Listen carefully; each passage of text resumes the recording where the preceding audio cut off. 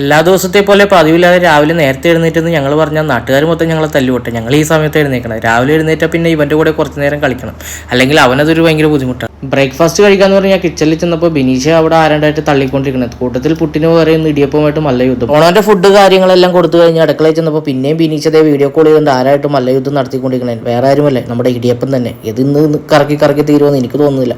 വിശപ്പിനായി കട്ട വെയിറ്റിങ്ങിലാണ് ഞങ്ങൾ രണ്ടുപേരും. അതിനുശേഷം ഞങ്ങൾ നേരെ ഡോഗിന്റെ അടുത്ത് പോയി അവനായിട്ട് കുറേ നേരം കളിക്കണമായിരുന്നു കേട്ടാ.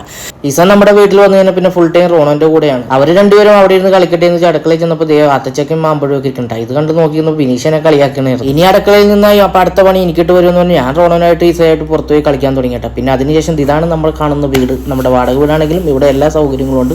എല്ലാത്തരം ഫ്രൂട്ട്സ് കാര്യങ്ങളെല്ലാം നമ്മുടെ വീട്ടിൽ തന്നെ ഉണ്ട്. അതുകൊണ്ട് നമുക്ക് പുറത്തുനിന്ന് ഫ്രൂട്ട്സുകളൊന്നും മേടിക്കേണ്ട ആവശ്യമുണ്ടെന്ന് തോന്നുന്നില്ല എന്ന് പറയുന്നില്ല.